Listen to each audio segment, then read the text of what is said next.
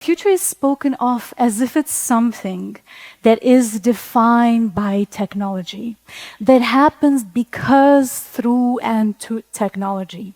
But in reality, futures are lived through our bodies. They happen because of our bodies, within our bodies, and to our bodies. Let's remember that our cognition is embodied too. We are not brains in jars floating in the air. We are ecosystems. So why is biology and our embodiment relegated as some kind of afterthought, a secondary conversation? Maybe it's time to begin viewing biology not as some icky constraint, but as the space where future is decided. We have this opportunity to shift away from disembodied, alienated sci-fi narratives to something more anchored in real science, and yet something that we could be genuinely energized and inspired by.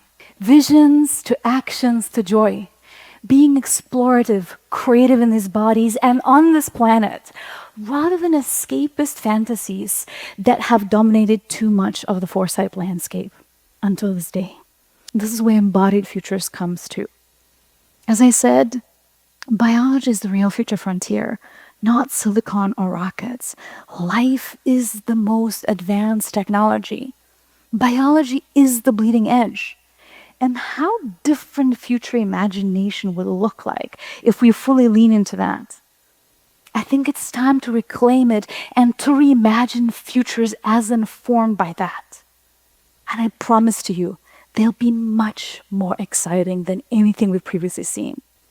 But as we do that, there's a trap of eugenics, which has been a historical trap of futures at large. This desire to eliminate disability and neurodivergence in order to achieve perfect future. But future is disabled for most of us.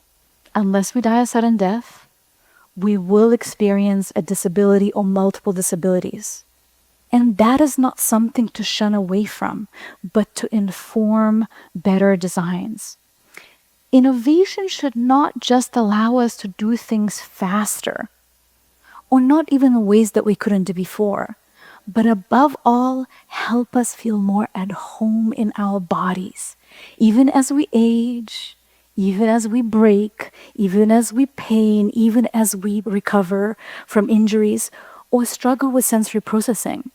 All of these edge insights from people with chronic pain, from people undergoing cancer treatments, from autistic people. These are not marginal things to overlook. These are insights that could help us design a better world for all of us.